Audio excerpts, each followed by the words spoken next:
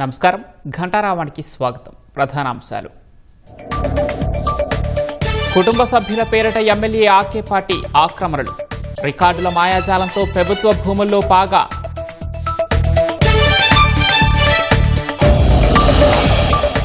Amaravati ఘర్షణలో YCP MLC Appireddy అనుచరులు, ఉమామహేశ్వరరెడ్డి దృశ్యాలు సేకరించిన పోలీసులు.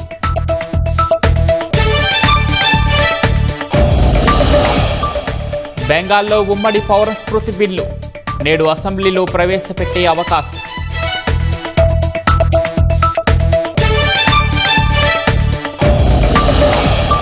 అధిక ఉష్ణోగ్రతలతో అల్లాడుతున్న ఐరోపా దేశాలు, ఫ్రాన్స్లో వారం రోజుల్లో 1000 మంది మృతి.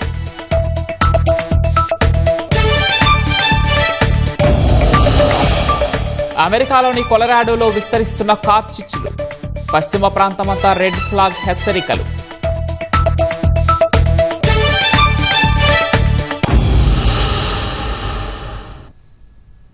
వైఎస్ఆర్ కడప జిల్లా రాజంపేట ఎమ్మెల్యే ఆకేపాటి అమర్నాథ్ రెడ్డి భూదందాల్లో ఘనాపాటిగా మారినట్లు అధికారులు గుర్తించారు.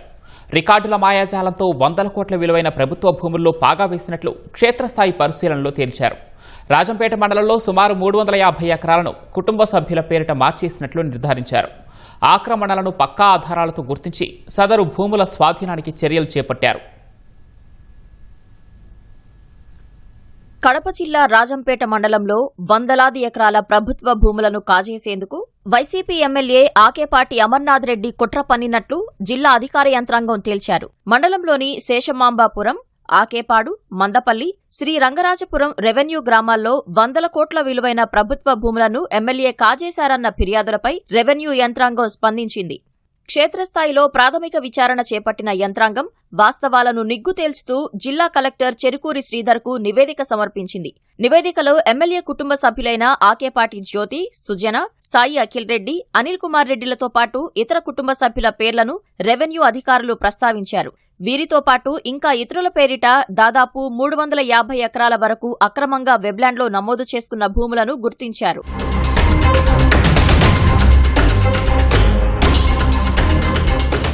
ఆకేపాడు, మందపల్లి గ్రామాల్లోని 1277, 1285, 1286, 1294, 1295, 1299, 1300, 1301, 1302, 1303, 1304 సర్వే నంబర్లను అధికారులు క్షుణ్ణంగా పరిశీలించారు. పాత ఆడంగల్, డీకేటీ, ప్రొఫార్మా 1 రికార్డుల్లోని వివరాలకు, వెబ్లాండ్లో నమోదైన పేర్లకు మధ్య భారీ వ్యత్యాసాలను గుర్తించారు. కొన్ని సర్వే నంబర్లలో 2014, 2015, 2018, 2021 సంవత్సరాల్లో వెబ్లాండ్లో అక్రమంగా నమోదులు జరిగాయని, అయితే ఈ నమోదులకు ఆధారమైన పత్రాలు ఏవీ లేవని నివేదిక వెల్లడించింది. పాత ఆడంగల్లో ప్రభుత్వ భూమిగా ఉన్న కొన్ని సర్వే నంబర్లలో ప్రస్తుతం వ్యక్తుల అనుభవంలో ఉన్నట్లు క్షేత్రస్థాయి పరిశీలనలో గుర్తించారు. శ్రీరంగరాజపురం గ్రామంలో సర్వే నెంబర్లు 36, 37 ప్రభుత్వ పోరంబోకు అటవీ భూములుగా రికార్డుల్లో ఉన్నట్లు అధికారులు నిర్ధారించారు. మొత్తం 8 రకాల ఆధారాలను సరిపోల్చగా ఎక్కడా ఎమ్మెల్యేతో పాటు వారి కుటుంబ సభ్యుల ఆక్రమణలో ఉన్న భూములకు ఎలాంటి ఆధారాలు లేవని తేల్చారు.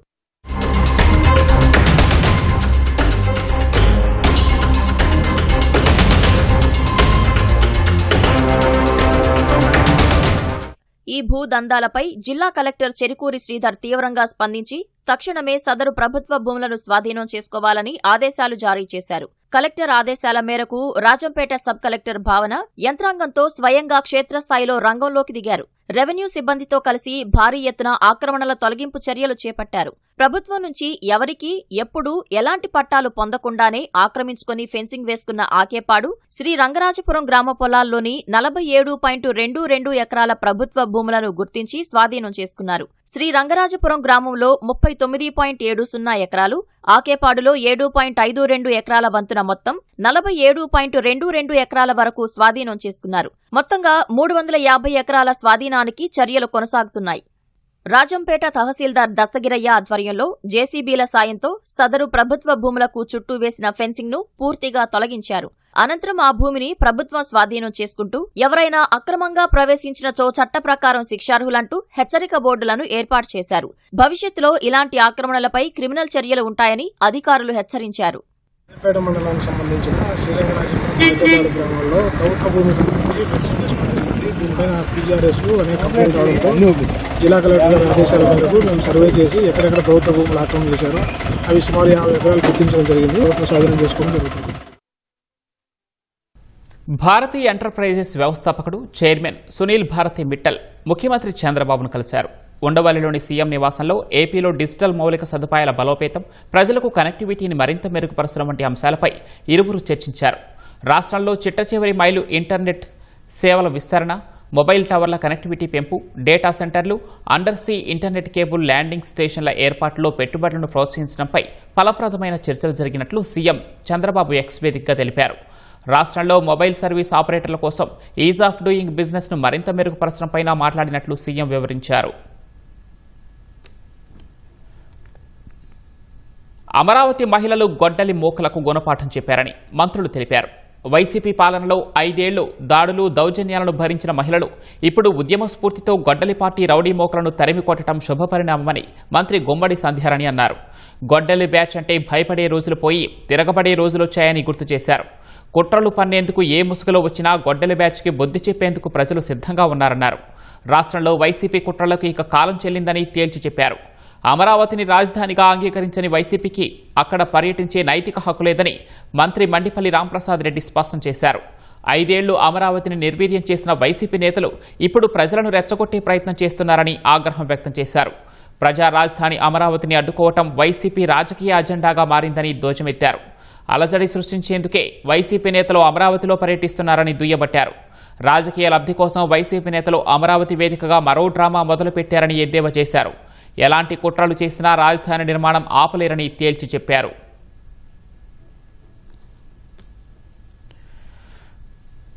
రాజధాని అమరావతిలో 2 రోజుల క్రితం వైసీపీ నేతల రాక సమయంలో జరిగిన ఘర్షణలో లేళ్ల అప్పిరెడ్డి అనుచరులను పోలీసులు గుర్తించారు. అప్పిరెడ్డి ప్రధాన అనుచరుడు నూనె ఉమామహేశ్వరరెడ్డి పాల్గొన్న దృశ్యాలను పోలీసులు సేకరించారు. గతంలో తెలుగుదేశం పార్టీ కార్యాలయంపై దాడి సమయంలోనూ ఉమామహేశ్వరరెడ్డి కీలకంగా ఉన్నాడు. అప్పట్లో దాడి కోసం అల్లరిమోకలకు వాహనాలు సమకూర్చినట్లు పోలీసులు తేల్చారు. ఇప్పుడు అమరావతి ఘర్షణకు తన అనుచరులతో కలిసి వైసీపీ నేతల వెంట ఉమామహేశ్వరరెడ్డి వచ్చారు.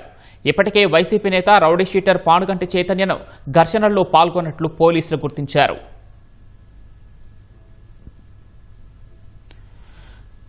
సాయి కృష్ణ మృతి కేసులో సిట్ అధికారులు కృష్ణలంక పోలీస్ స్టేషన్లోని సిబ్బంది అందరినీ విచారించారు. వారి వాంగ్మూలాలను నమోదు చేసుకున్నారు. పోలీస్ స్టేషన్లో సెక్షన్ ఇన్ఛార్జిగా వ్యవహరిస్తున్న నాగరాజు, హెడ్ కానిస్టేబుల్ సత్యనారాయణను ప్రశ్నించారు. వీరిద్దరూ సీఐ నాగరాజ్తో సన్నిహితంగా ఉండేవారని తెలిసింది. ఈ వ్యవహారంలో వీరికి ఎంతవరకు తెలుసన్న అంశంపై ప్రశ్నించారు. ఈ కేసుకు సంబంధించి తాజాగా వేసిన మెమోలో పేర్కొన్న వారితో కలిపి మొత్తం 4 నిందితులుగా చేర్చారు. ఈ కేసుకు సంబంధించి 4 పాటు మరికొంతమంది ప్రమేయం ఉండొచ్చని గుర్తించారు. ఇప్పటికే హెడ్ కానిస్టేబుల్ బాబురావు సిట్ అదుపులో ఉన్నారు. సోమవారం అరెస్టు చేపించి కోర్టులో హాజరుపరిచే అవకాశం ఉందని సమాచారం. సిట్ అదుపులో ఉన్న సీఐ నాగరాజుకు సన్నిహితుడైన సురేష్ను సుదీర్ఘంగా విచారిస్తున్నారు. ఇతర నుంచి పలు కీలక విషయాలు రాబట్టినట్లు తెలిసింది. సురేష్ నుంచి రాబట్టిన వివరాల ఆధారంగా ముందుకు సాగుతున్నారు. ప్రధానంగా ఎంతమందికి ఇందులో పాత్ర ఉంది, శవం ఏం చేశారు అన్న అంశాలపై దృష్టి పెట్టారు. సీఐకు దగ్గరగా ఉండేవారిపై ప్రధానంగా దృష్టి సారించారు. సాయికృష్ణ మృతదేహాన్ని ఎక్కడ పడేశారన్న దానిపై లోతుగా పరిశీలిస్తున్నారు. ఇప్పటికే కృష్ణలంక శ్మశాన వాటికతో పాటు నగరం చుట్టుపక్కల ఉన్న అన్ని శ్మశాన వాటికల్లోని రికార్డులను పరిశీలించారు. అనాథ శవాల దహనంపై దృష్టి పెట్టారు. అక్కడి సీసీ కెమెరాల్లోని దృశ్యాలను పరిశీలించారు. ఇప్పటి వరకు ఎక్కడా కీలకమైన ఆధారాలేవీ లభించలేదని తెలిసింది. ఈ నేపథ్యంలోనే సిబ్బంది స్టేట్మెంట్లను నిశితంగా పరిశీలిస్తున్నారు. అనుమానాస్పదంగా ఉన్న వారిని మళ్లీ పిలిచి వారు చెప్పే వాటిని రూఢీ వేసుకుంటున్నారు. 1-2 రోజుల్లో మరికొంతమందిని నిందితులుగా చేర్చే అవకాశం ఉందని తెలిసింది.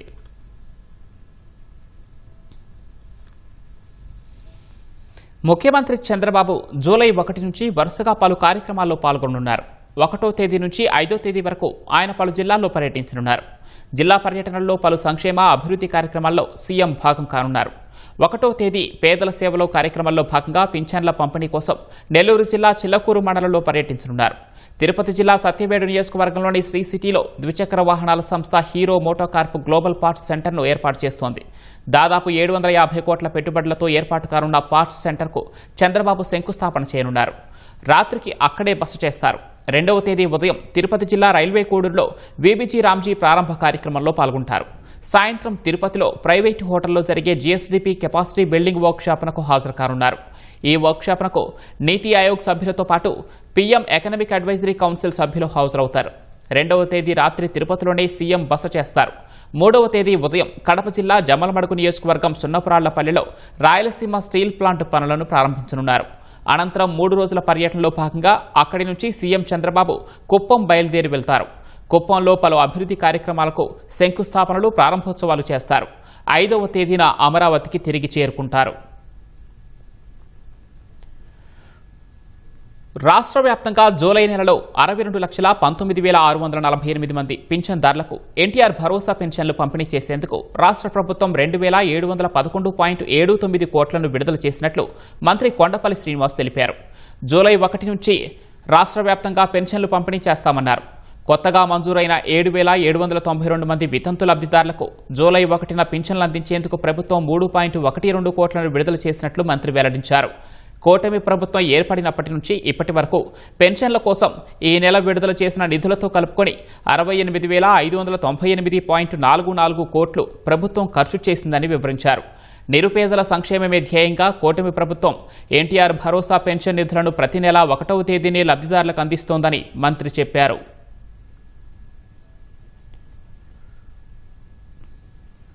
కేబినెట్ ఆమోదంతో డిఎస్సి 2003 ద్వారా నియామకమైన సుమారు 11,000 మందికి పైగా ఉపాధ్యాయులు సిపిఎస్ నుంచి ఓపీఎస్లోకి మారడంపై తెలుగునాడు ఉపాధ్యాయ సంఘం హర్షం వ్యక్తం చేస్తూ రాష్ట్ర వ్యాప్తంగా థ్యాంక్ యూ సీఎం సార్ కార్యక్రమానికి పిలుపునిచ్చింది. దీనిలో భాగంగా ప్రకాశం జిల్లా కొండపిలోని తన కార్యాలయంలో సంఘ నాయకులతో కలిసి మంత్రి డోలాశ్రీ బాలవీరాంజనేయ స్వామి కేక్ కట్ చేశారు. గత వైసీపీ ప్రభుత్వం ఒక్క డిఎస్సి కూడా వేయకుండా నిరుద్యోగులకు మొండి చేయి చూపించిందని మంత్రి విమర్శించారు. కూటమి ప్రభుత్వం మెగా డిఎస్సీ నిర్వహిస్తే ఓర్వలేక బురద జల్లే ప్రయత్నం చేస్తోందని మండిపడ్డారు. మా ప్రభుత్వం ఎప్పుడు కూడా ఉద్యోగస్తులకి ఫ్రెండ్లీగా ఉండేటువంటి ప్రభుత్వం. మీరు ఒకసారి చూసుకుంటే పారదర్శకంగా ట్రాన్స్ఫర్ చేయటం, టీచర్లకి ఎస్పెషల్లీ ఆన్లైన్ కౌన్సిలింగ్ చేయటం, అదేవిధంగా రెగ్యులర్గా డిఎస్సీ ఇవ్వటం చేస్తే నిన్న ప్రజల చేత తిరస్కరించబడ్డ పార్టీ డిఎస్సీలో అవకతవకలు అని చెప్పి 9 నెలల తర్వాత చేస్తారు. స్పోర్ట్స్ కోట ఇక్కడ హారిజాంటల్ రిజర్వేషన్, వర్టికల్ రిజర్వేషన్ ఉన్నాయి. దాన్ని అర్థం చేసుకోకుండా నువ్వు చేసిన ప్రతిదానికి మా అధికారులు సమాధానం చెప్పారు. అధికారులు ఇది మీరెందుకు చెప్పలేదంటారు. చివరిగా తీసుకొస్తే కులాలను ఆపాదించారు. 19 ఎలక్షన్ ముందు కూడా ఇదే ఒక డిఎస్సీ ఏపీల విషయంలో కూడా ఇదే ప్రచారం చేశారు. బట్టగాల్చి మొహానేసి తుడుచుకోమనే పరిస్థితి. ఈ రోజు మీరు అసత్యాలు చెప్తున్నా ప్రజలు నమ్మరు. కళ్ళ కిందలు సభ చేసినా ప్రజలు నమ్మే పరిస్థితి కాదు. గత వైసీపీ పాలనలో పొన్నూరు నియోజకవర్గంలో ఎన్నో దోపిడీలపై పోరాటం చేసినట్లు ఎమ్మెల్యే ధూళిపాల నరేంద్ర తెలిపారు. కూటమి ప్రభుత్వం అధికారం చేపట్టి 2 ఏళ్లు పూర్తయిన సందర్భంగా స్వర్ణపురికి స్వర్ణయోగం పేరుతో విజయోత్సవ సభను పొన్నూరులో నిర్వహించారు. పురపాలక కార్యాలయం నుంచి ఫంక్షన్ హాల్ వరకు కార్యకర్తలతో భారీ ద్విచక్ర వాహన ర్యాలీ నిర్వహించారు. కూటమి ప్రభుత్వం ప్రజల ఆకాంక్షలకు అనుగుణంగా పనిచేస్తోందని వివరించారు. పారదర్శకంగా నిర్వహించిన డిఎస్సీపై ఆరోపణలు చేసే దౌర్భాగ్యానికి వైసీపీ నేతలు దిగజారారని విమర్శించారు.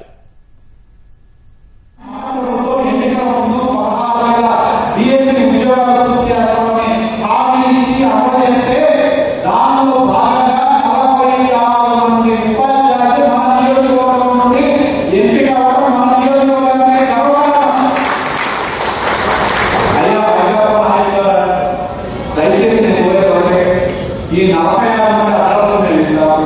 దయచేసి ఆ కుటుంబాలను కాపాడి దానిలో ఎస్సీ ఉన్నారు, బీసీ ఉన్నారు, మైనార్టీ ఉన్నారు. వాళ్ళు చెప్తారు ఎన్ని సంవత్సరాల నుంచి గత ప్రభుత్వంలో జగన్మోహన్ రెడ్డి డిఎస్సీ పిలుస్తున్నాడు అని చెప్పి కళ్ళు మాయలు కాసి ఎదురు చూసి గతిలేక ఉద్యోగాలు చేస్తున్నవాడు.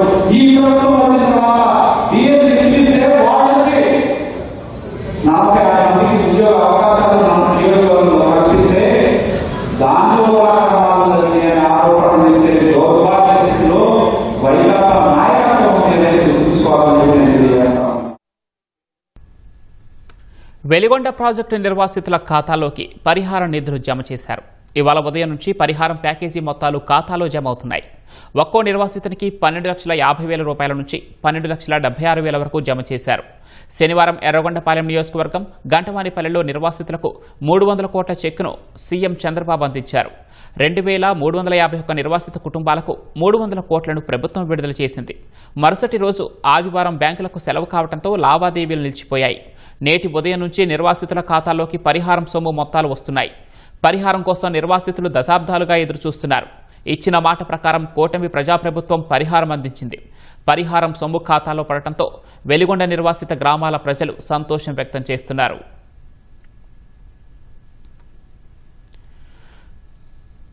సుప్రీంకోర్టు కొలీజియం సభ్యుడిగా జస్టిస్ పిఎస్ నరసింహ బాధ్యతలు చేపట్టనున్నారు. సుప్రీంకోర్టులో 5 ఏళ్ల పాటు సేవలందించిన జస్టిస్ జేకే మహేశ్వరి ఆదివారం పదవీ విరమణ చేశారు. దీంతో సుప్రీంకోర్టులో 5వ సీనియర్ న్యాయమూర్తిగా ఉన్న జస్టిస్ నరసింహ కొలీజియం సభ్యుడు కానున్నారు. ఆయన పదవీ విరమణ పొంది 2028 మే 2 వరకు ఆ హోదాలో కొనసాగుతారు. CJI Justice Surya Kant, Justice Vikram Nath, Justice BB Nagarathna, Justice MM Sundaresh, Justice Narasimha కొలీజియంలో కొనసాగనున్నారు.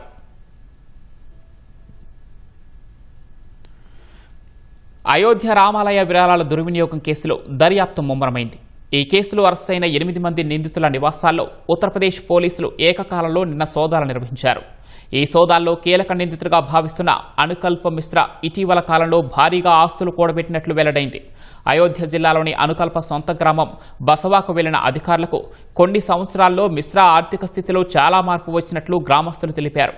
గ్రామ శివార్లో అనుకల్పకు ఓ ఫామ్ హౌస్ ఉన్నట్లు తెలిసింది. అయోధ్యలో కూడా 65 లక్షల రూపాయల విలువైన ఇంటిని అనుకల్ప కొనుగోలు చేశారని స్థానికులు తెలిపారు. మహీంద్రా స్కార్పియో ఎస్యూవీ కొనుగోలు చేసే ప్రక్రియలో అనుకల్ప ఉన్నట్లు తెలిపారు.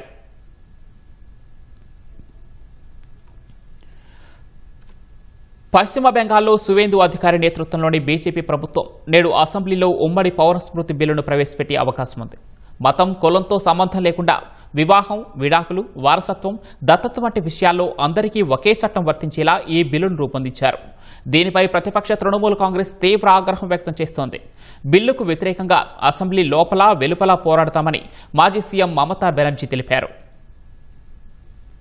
పశ్చిమ బెంగాల్లో టీఎంసీ 15 ఏళ్ల సుదీర్ఘ పాలనకు ముగింపు పలికి అధికారంలోకి వచ్చిన బీజేపీ ఎన్నికల్లో ఇచ్చిన కీలక హామీని నెరవేర్చేందుకు సిద్ధమైంది. నేడు అసెంబ్లీలో ఉమ్మడి పౌరస్మృతి బిల్లును ప్రవేశపెట్టే అవకాశం ఉంది. మతంతో సంబంధం లేకుండా చట్టం ముందు అందరూ సమానులే అన్న సూత్రాన్ని అనుసరించి ఈ బిల్లును రూపొందించినట్లు బెంగాల్ ప్రభుత్వం తెలిపింది. అయితే బిల్లులోని నిబంధనలను మాత్రం వెల్లడించలేదు. గుజరాత్, ఉత్తరాఖండ్, అసోంలో ఒక క్రమ పద్ధతిలో యూసీసీని అమలు చేశారని పశ్చిమ బెంగాల్ ముఖ్యమంత్రి సువేందు అధికారి తెలిపారు. బెంగాల్లో కూడా అలాగే అమలు చేస్తామని చెప్పారు.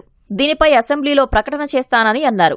ఇతర బీజేపీ పాలిత రాష్ట్రాల తరహాలోనే బెంగాల్లో కూడా ప్రభుత్వ విధానాలు ఉంటాయని ఆయన స్పష్టం చేశారు. ఈ బిల్లుపై వస్తున్న విమర్శలు, భయాందోళనలను తొలగించేందుకు పశ్చిమ బెంగాల్ బీజేపీ అధ్యక్షుడు సమీక్ భట్టాచార్య సోషల్ మీడియా వేదికగా కీలక ప్రకటన చేశారు. రాజ్యాంగంలోని అధికరణ 342 కింద గుర్తించిన షెడ్యూల్డ్ తెగలకు ఉమ్మడి పౌరస్మృతి నుంచి పూర్తి మినహాయింపు ఉంటుందని ఆయన హామీ ఇచ్చారు. వారి ఆచారాలు, సంప్రదాయాలు, ప్రత్యేక హక్కులకు ఎలాంటి భంగం కలగబోదని స్పష్టం చేశారు. సంతాన నియంత్రణకు సంబంధించిన నిబంధనలు బిల్లులో లేవని వెల్లడించారు. ఈ అంశంలో కొందరు కావాలనే తప్పుడు ప్రచారం చేస్తున్నారని ఆయన మండిపడ్డారు. మరోవైపు ఈ బిల్లును రాజకీయంగా ఎదుర్కొనేందుకు తృణమూల్ కాంగ్రెస్ వ్యూహాలు రచిస్తోంది. పార్టీ ఎమ్మెల్యేలు, సీనియర్ నేతలతో సమావేశమైన టీఎంసీ అధినేత్రి మాజీ సీఎం మమతా బెనర్జీ యూసీసీ బిల్పై అసెంబ్లీ లోపల వెలుపల నిరసనలు తెలపాలని ఆదేశించారు. దేశంలోని భిన్నత్వానికి, రాజ్యాంగ నైతికతకు ఈ బిల్లు గొడ్డలిపెట్టు అని టీఎంసీ ఆరోపించింది. ఈ బిల్లును ఒక రాజకీయ అస్త్రంగా వాడుకునేందుకు బీజేపీ ప్రయత్నిస్తోందని విమర్శించింది. యూసీసీ లాంటి సున్నితమైన అంశంపై విస్తృత చర్చ, సంప్రదింపులు జరగాలని టీఎంసీ రెబల్ వర్గం నేత, ప్రతిపక్ష నాయకుడు రితబ్రత బెనర్జీ అన్నారు. ప్రస్తుతం అసోం, ఉత్తరాఖండ్లో యూసీసీ అమల్లో ఉంది. ఒక్కో మతానికి వేర్వేరు చట్టాలు కాకుండా అందరికీ ఒకే చట్టం ఉండాలన్నది బీజేపీ సిద్ధాంతం. వాట్సాప్ వెబ్, డెస్క్టాప్ వినియోగదారులే లక్ష్యంగా దేశంలో భారీ మాల్వేర్ దాడులు జరుగుతున్నాయని జాతీయ సైబర్ సెక్యూరిటీ పర్యవేక్షణ సంస్థ సెట్టిన్స్ హెచ్చరించింది. ఈ మాల్వేర్ ప్రవేశిస్తే సైబర్ నేరగాళ్లు అనుమతి లేకుండానే కంప్యూటర్, ల్యాప్టాప్లను తమ ఆధీనంలోకి తీసుకునే ప్రమాదం ఉందని పేర్కొంది. ప్రముఖ సైబర్ సెక్యూరిటీ సంస్థల పరిశోధనల ఆధారంగా సెట్టిన్ ఈ నివేదికను రూపొందించింది. మొదట కొన్ని ఖాతాలను హ్యాక్ చేస్తున్న హ్యాకర్లు ఆ తర్వాత సదరు ఖాతాలోని కాంటాక్ట్స్ ఉన్న స్నేహితులు, బంధువులు, సహోద్యోగులకు ప్రమాదకరమైన ఫైళ్లను మెసేజ్ రూపంలో పంపుతున్నారు. తెలిసిన వారి నుంచి సందేశం రావడంతో వినియోగదారులు ఎలాంటి అనుమానం లేకుండా దాన్ని ఓపెన్ చేసి హ్యాకర్ల వలలో పడుతున్నారు.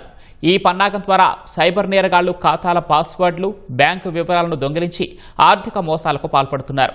ఈ మేరకు తెలియని ఫైళ్లను తెరవద్దని సెట్టిన్ హెచ్చరించింది. ఎవరైనా ఫైల్ పంపితే ఫోన్ చేసి ధృవీకరించుకోవటం మంచిదని సూచించింది. కరాచీలో ఉన్న సైనిక స్థావరంపై జరిగిన ఉగ్రదాడి వెనుక భారత హస్తం ఉందన్న పాక్ ఆరోపణలను కేంద్రం తోసిపుచ్చింది. పాక్ ఆరోపణలను పూర్తిగా తిరస్కరిస్తున్నామని వెల్లడించింది. ఇతరుల వైపు వేలెత్తి చూపే ముందు దాయాది దేశం ఆత్మవిమర్శ చేసుకోవాలని హితవు పలికింది. ఉగ్రవాద మౌలిక వసతుల నిర్మూలనకు చర్యలు తీసుకోవాలని పొరుగు దేశాన్ని సూచించింది. ఉగ్రవాదాన్ని ఒక ప్రభుత్వ విధానంగా వాడుకునే వక్రబుద్ధిని పాక్ మానుకోవాలని విదేశీ వ్యవహారాల శాఖ అధికార ప్రతినిధి రణధీర్ జైస్వాల్ పేర్కొన్నారు.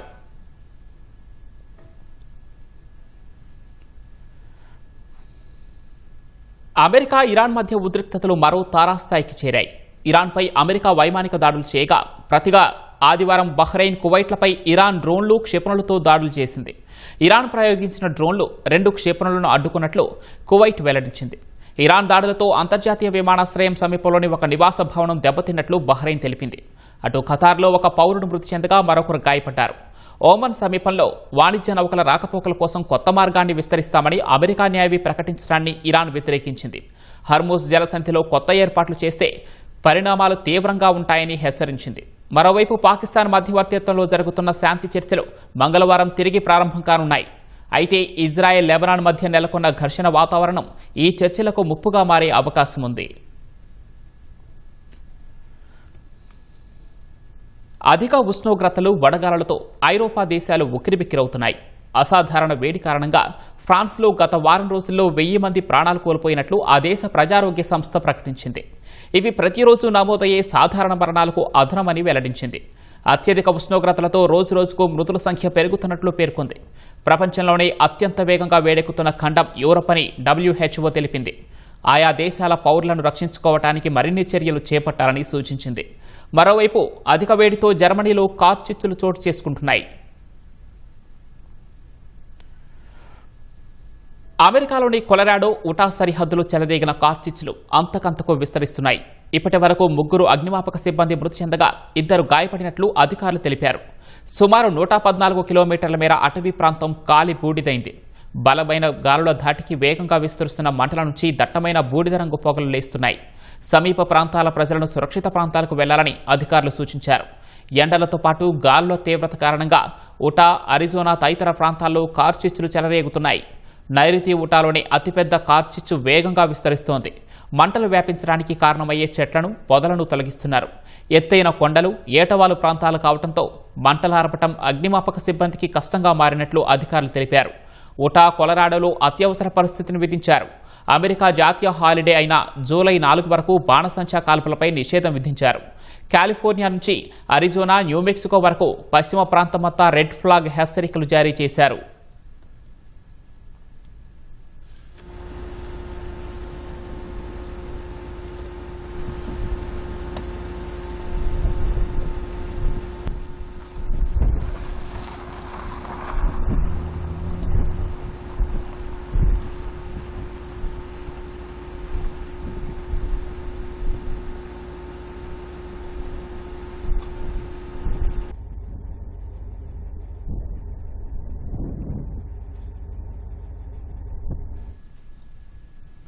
T20 లీగ్లో వరుసగా 3 విజయాలతో జోరు మీదున్న హైదరాబాద్ ఈ ఛాంపియన్స్ ఇప్పుడు మరో కీలక సమరానికి సిద్ధమైంది.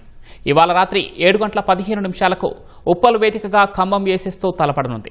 హ్యాట్రిక్ విజయాల ఊపును కొనసాగిస్తూ వరుసగా 4వ విజయాన్ని అందుకోవటమే ఈ ఛాంపియన్స్ లక్ష్యం. అయితే మంచి ఫామ్లో ఉన్న ఖమ్మం ఏసెస్ను ఎలా ఎదుర్కొంటుందన్నది ఆసక్తికరంగా మారింది. కాగా ఫెడ్ లైట్ల కింద హైదరాబాద్కు ఇదే తొలి మ్యాచ్. హైదరాబాద్ ఈ ఛాంపియన్స్ విజయాల వెనుక అసలైన బలం సమిష్టి ప్రదర్శనే.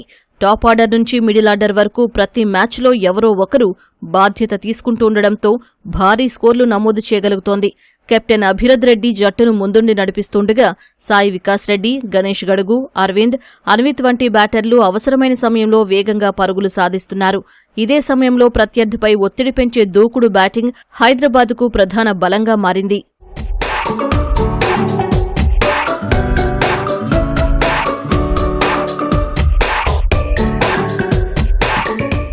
బ్యాటింగ్ మాత్రమే కాదు, బౌలింగ్లోనూ హైదరాబాద్ ఈ ఛాంపియన్స్ బలంగా ఉంది. కొత్త బంతితో వికెట్లు తీయడంతో పాటు మధ్య ఓవర్లలో పరుగులు నియంత్రిస్తూ మ్యాచ్ను తమ వైపు తిప్పుకునే సామర్థ్యం ఈ జట్టుకు ఉంది. ఫీల్డింగ్లోనూ చురుకుదనం, కట్టుదిట్టమైన ఫీల్డింగ్ హైదరాబాద్కు అదనపు బలం. అయితే ఖమ్మం ఏసెస్ కూడా 2 విజయాలతో ఆత్మవిశ్వాసంగా ఉంది. అందుకే తొలి నైట్ మ్యాచ్లో ఆరంభం నుంచే ఆధిపత్యం చెలాయిస్తూ ప్రత్యర్థికి అవకాశమివ్వకుండా ఆడితేనే హైదరాబాద్ ఈ ఛాంపియన్స్ హ్యాట్రిక్ విజయాల జోరును కొనసాగించే అవకాశం ఉంటుంది.